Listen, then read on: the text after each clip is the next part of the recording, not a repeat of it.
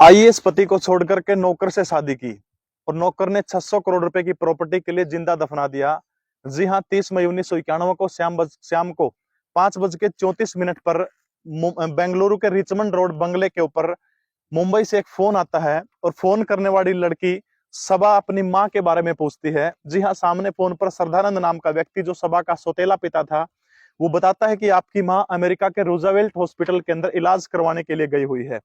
थोड़े दिन बाद फिर फोन आता है तो बताता है कि आपकी माँ मुंबई के एक बहुत बड़े हीरो के व्यापारी जो है उनसे मिलने के लिए लंदन के अंदर गई है। सबा को बार बार जब अपनी माँ के बारे में पता नहीं चलता तो उसको शक हो जाता है। थक हार करके वो केस दर्ज करवा देती है अपनी माँ की गुमशुदगी का। नमस्कार, मैं प्रवीण उड़ान आपको एक ऐसी स्टोरी के बारे में बताऊंगा कि एक महिला जो आईएएस पति को तलाक देकर के घर के एक नौकर से शादी कर लेती है, बाद में वही नौकर उसकी हत्या करने का काम कर देता है। दोस्तों, आपने मैसूर राजघराने का नाम सुना होगा। मैसूर राजघराने के एक दीवान हुआ करते थे जिसका नाम था इस्माइल मिर्जा, जो 1926 से लेकर के 1941 तक मैसूर राजघराने के दीवान हुआ करते थे। बहुत सारी प्रॉपर्टी के मालिक हुआ करते थे। उनके एक पोती हुआ करती थी जिनका नाम था साकिरा खलीली। दोस्तों, बहुत कम उम्र में साकिरा खलीली की शादी जो है वो अपने चचेरे भाई अकबर खलीली से हो जाती है। और ये अकबर खलीली जो है आईएएस हुआ करते थे, भारतीय प्रशासनिक सेवा के अधिकारी थे। थोड़े दिनों बाद जो है इनकी पोस्टिंग जो है ऑस्ट्रेलिया के अंदर भारत के हाई कमिश्नर के रूप में हो जाती है। धीरे धीरे करके विदेशों में भारत के राजदूत रहे। शादी के ठीक 25 साल के बाद इनकी जो पोस्टिंग है वो ईरान के अंदर आ जाती है। अकबर मिर्जा की पोस्टिंग ईरान के अंदर आ जाती है। और ईरान के अंदर जब वो चले गए तो पीछे से उनकी पत्नी जो है साकिरा खलीली, उनके अंदर एक खालीपन आ जाता है। उस खालीपन की जगह को भरने के लिए एक नौकर है जिसका नाम है मुरली मनोहर मिश्रा। ये पूर्व में मैसूर राजघराने का नौकर हुआ करता था। इसको सब पता था कि साकिरा खलीली के नाम 600 करोड़ रुपए की प्रॉपर्टी है। इसलिए धीरे धीरे वो नजदीकियां बनानी शुरू कर देता है और अपना नाम और रूप बदल करके अपना नाम स्वामी श्रद्धानंद रख लेता है। और उसके बाद धीरे धीरे करके साकिरा खलीली से वो रिश्ते बढ़ाने शुरू कर देता है। अकेले दोनों मिलना शुरू कर देते हैं। धीरे धीरे क्या होता है, जब 1986 के अंदर ईरान से आईएएस अधिकारी वहां के राजदूत रह चुके अकबर मिर्जा वापस हिंदुस्तान लौटते हैं तो तलाक की पूरी पटकथा लिखी जा चुकी थी। आते ही तलाक के कागजात तैयार थे, हस्ताक्षर करके तलाक हो जाता है। और इस दौरान उनको जो है अकबर और सकीरा के दोनों के जो है 4 बेटियां थी। 4 में से बड़ी बेटी सबा जो थी, उन सारी बेटियों के साथ में साकिरा जो है श्रद्धानंद के साथ में शादी करने के बाद में रिश्ते तोड़ने का काम कर लेती है। किसी प्रकार का उनसे कोई भी रिश्ता नहीं रहता। अब अप्रैल 1991 की बात है। श्रद्धानंद का सारा जो मामला था उसकी प्रॉपर्टी के ऊपर था। 600 करोड़ रुपए की प्रॉपर्टी वो हड़पना चाहता था। अप्रैल 1991 के दिन चाय पिलाता है वो और चाय के अंदर नींद की गोलियां डाल देता है। उससे पहले वो एक आंगन के अंदर, घर के आंगन में गड्ढा खुदवाता है और उसी आंगन के अंदर जो है एक बॉक्स पहले से इंतजामात किया हुआ था। उस बॉक्स के अंदर जो है जिंदा सकीरा को, जो जिंदा थी, उसको बॉक्स के अंदर डाल करके गड्ढे के अंदर दफना देता है। और दफनाने के बाद में किसी को नहीं पता कि वो कहाँ चलेगी। आखिर में कुछ दिन बाद बड़ी बेटी सबा खलीली फोन करती है अपने पिता को, सौतेले पिता को, और पूछती है अपनी माँ के बारे में।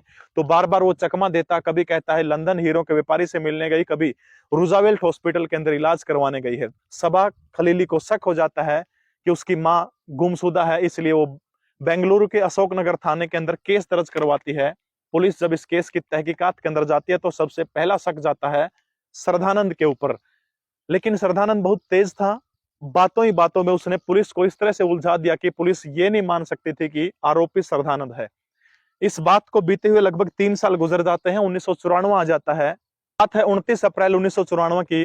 बेंगलुरु क्राइम ब्रांच का एक कांस्टेबल बेंगलुरु के एक दारू के ठेके के ऊपर शराब पीने के लिए बैठता है और उसी की साइड में एक शख्स जो है वो शराब पी रहा होता है।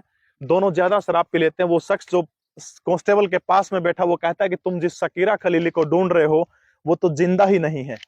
बस इतना ही कहना था। वो कांस्टेबल जो है उसको उठा कर ले जाता है, थाने में ले जाता है। उसके बाद तहकीकात होती है। दरअसल वो शख्स श्रद्धानंद का नौकर था और ये वही शख्स था जिसने श्रद्धानंद के लिए एक बॉक्स का इंतजाम किया था, जिस बॉक्स में डाल करके उसने सकीरा को जिंदा दफना दिया था, नींद के नशे में, गोलियों के नशे में। अब उससे पूछताछ होती है। पूछताछ के बाद में श्रद्धानंद का नाम उगल देता है कि इस तरह से हत्या की गई थी, एक तरह से जिंदा दफनाया गया था। श्रद्धानंद को बड़ी पुलिस कड़ाई से पूछती है, तब वो सारे के सारे राज उगल देता है।